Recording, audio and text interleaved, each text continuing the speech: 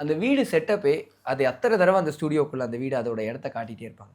Still அதோட Valletta இருக்கட்டும், அது பிளாக் அண்ட் ஒயிட்ல மாறும்போதா இருக்கட்டும், கலர்ஸ் எங்கேயுமே உங்களுக்கு வந்து டிஸ்டர்பிங்கா இருக்காது. ஸோ கலர் பேலட் எப்படி பிளான் பண்ணீங்க? அந்த வீடோட செட்டப் பத்தி சொல்லுங்க. அந்த வீடு அதுதான் ஆக்சுவலாக நம்ம படத்தோட பிகினிங்கில் வந்து வேறு எதுவுமே நம்ம யோசிக்கல.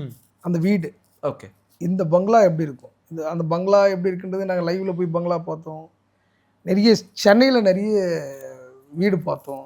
சென்னையில் இருக்கிற நிறைய செட்ஸ் நிறைய பேர் ரெண்ட்லாம் விட்றாங்க, அந்த செட்ஸ்லாம் போய் பார்த்தோம். சென்னையில் நாங்கள் நிறைய சுற்றணும் அந்த வீட்டுக்காக, நிறைய வீடுலாம் பார்த்தோம்.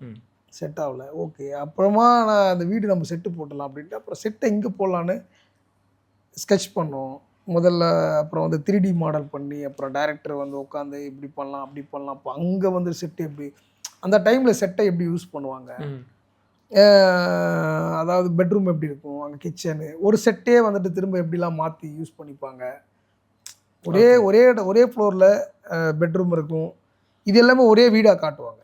ஒரு பங்களா ஆனால் ஆக்சுவலாக ஸ்டெப்ஸ் ஏறி மேலே போய் கட் பண்ணி உள்ளே போனால் ஆனால் கீழே இருக்கும் அந்த இது. ஆனால் படத்தில் பார்க்கும்போது உங்களுக்கு மேலே போயிட்டு அவன் மேலே இருக்கா, அந்த மாதிரிலாம் இருக்கும். ஓகே, இதெல்லாம் நம்ம வந்துட்டு எப்படி வந்துட்டு பண்ணுறது அப்படின்னு முதல்ல நாங்கள் ரொம்ப ஒரு வருஷமாக அதுக்குள்ளேயே பேசிட்டே இருந்தோம்.